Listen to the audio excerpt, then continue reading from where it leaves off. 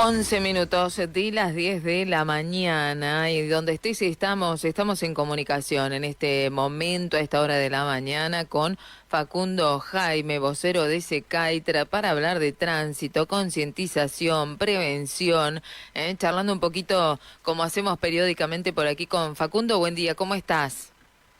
Muy bien, espero se encuentren también bien por allá. Facundo, a ver, contanos un poquito de qué está hablando en esta semana de marzo Secaitra, que tiene que ver un poquito con la seguridad también de los menores. Exactamente, siendo que en este mes de marzo tuvimos el inicio del ciclo lectivo en gran parte de nuestro país, y viendo también que por realidades económicas y sociales la motocicleta empezó a tener una relevancia mucho más importante porque fue mutando de vehículo quizá un poco recreativo o segundo vehículo a primer vehículo familiar. Entonces en este contexto es donde empezamos a notar que hay mucho más traslado de menores en motocicletas. Entonces quisimos tocar esta temática para tratar de echar un poco de claridad a donde quizá hay confusión y reafirmar algunos conceptos que por ahí ya estaban un poco sólidos. Bueno, a ver, ¿cuáles son algunos de esos conceptos? Bien, en principio empezamos la encuesta preguntándole a la gente si consideraba que el traslado de menores estaba permitido o prohibido.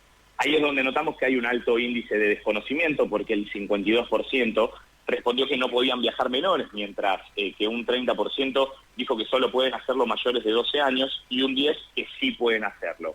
La realidad es que, como bien te decía, sí está permitido el traslado de menores y yo entiendo que esta confusión, por el motivo en el cual más de la mitad responde incorrectamente, tiene que ver con que la Ley Nacional de Tránsito no establece una edad mínima, sino que delega en las jurisdicciones locales esa facultad. Entonces, al no haber, digamos, dispuesto la Ley Nacional de Tránsito una edad mínima, es donde ahí entiendo se puede generar este tipo de confusiones. La realidad es que, si bien en nuestro país está esta particularidad que te comento, donde muchas jurisdicciones tienen edades distintas, por ejemplo, Paraná o Córdoba Capital tienen 6 y 8 años, mientras que Ciudad Autónoma de Buenos Aires tiene 16. La realidad es que la Agencia Nacional de Seguridad Vial, que es el máximo ente a nivel nacional que establece las políticas de seguridad vial, dice que no recomienda que menores de 12 años viajen en motocicleta por una cuestión del desarrollo físico. Pero sí sería interesante a largo plazo tratar de establecer ciertos pisos mínimos para no encontrar esta dicotomía entre jurisdicción donde de 16 a 6 años podemos encontrar permisiones dependiendo de la zona geográfica. Bueno, una ley nacional de tránsito a la que hace referencia Facundo, que también habla de que en la moto no debe ir, además del conductor, más de un acompañante. Y bueno, y aquí mismo en la ciudad de General Villegas vemos que por esto de que tal vez es el único medio de movilidad que hay en una familia, a veces vemos que en alguna moto va mamá o papá con 2 o 3 niños, ¿no? Lo cual es bastante peligroso. Exactamente, en nuestro país estamos cada vez viendo esta escena que vos describís más habitualmente y lo importante es resaltar que obviamente si tenemos que hacer 2 viajes los hagamos, si tenemos que acudir al transporte público también lo hagamos, pero en nuestro país la Ley Nacional de Tránsito no faculta a ningún motovehículo a poder trasladar más de un ocupante en la misma moto, es decir, conductor y un acompañante. La realidad es que esto no es caprichoso, sino que tiene que ver con, primero y principal, las menores medidas de seguridad que un motovehículo tiene con respecto a un vehículo sedán 4 puertas, no tiene dirección hidráulica, no tiene airbag, no tiene cinturón de seguridad, obviamente no tiene chasis. Entonces, en este contexto, se entiende que el conductor, al momento de conducir, si se lo carga de más peso y más personas, empieza a perder cierta agilidad propia de la motocicleta. Entonces, ahí es donde encontramos un poco esta justificación. De igual manera, también, además de la Ley de Tránsito Nacional de Tránsito, establecer que solo puede ir un acompañante, también establece que ese acompañante, en todos los casos y sin excepción, debe viajar por detrás del conductor. Es decir, que no podemos llevar a un niño o un adulto por delante, casi sobre el tanque de nafta, digamos. Cosa que también vemos, lamentablemente. Pero además, lo más curioso de todo, Facundo, según esta encuesta que ustedes han realizado respecto al traslado de los menores en motos, tiene que ver con que la gran mayoría de los encuestados es consciente de la peligrosidad, ¿no?, que el traslado en la moto significa.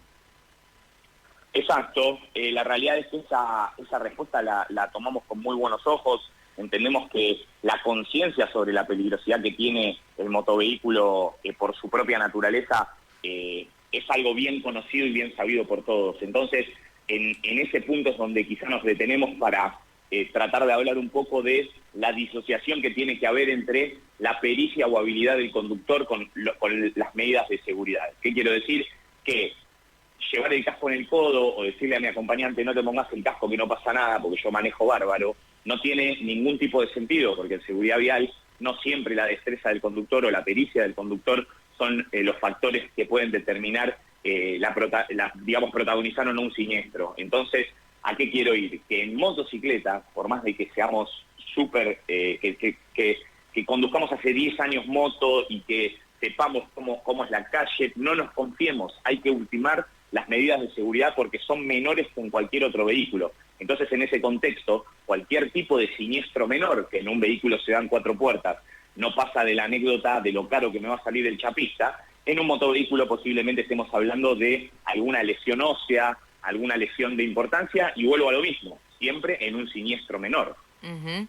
Bueno, qué importante también tener en cuenta este tema de las motos y de los menores en motos, cuál es la manera legal y segura para trasladarlos, porque generalmente estamos hablando del tránsito vehicular, ¿no? Y poniendo mucho énfasis y mucho hincapié en este verano 2024, obviamente en el movimiento en ruta debido a las vacaciones, pero de aquí en adelante, Facundo, habrá muchos temas de los que Secaitra se estará ocupando a lo largo del año, ¿verdad? Entiendo que sí, entiendo que ya hemos arrancado este 2024 y que trataremos de tocar temáticas que entendemos le marquen la diferencia a las personas y puedan sacar algún provecho o despejar alguna duda, por lo menos con nuestros estudios. Bueno, estudios que tendrían como mensaje final en esta encuesta de la que estamos hablando hoy. ¿Cuál sería el mensaje final de Secaitra? Esto que te decía, hay que ultimar los detalles de seguridad, hay que no restarle importancia al uso constante de las luces de giro para poder hacerme bien previsible y anunciarme para el resto del tránsito cuáles serán mis próximas maniobras. Obviamente, hacer uso constante de los espejos retrovisores, no quitárselos por cuestiones estéticas, como muchas veces en el interior del país lo vemos.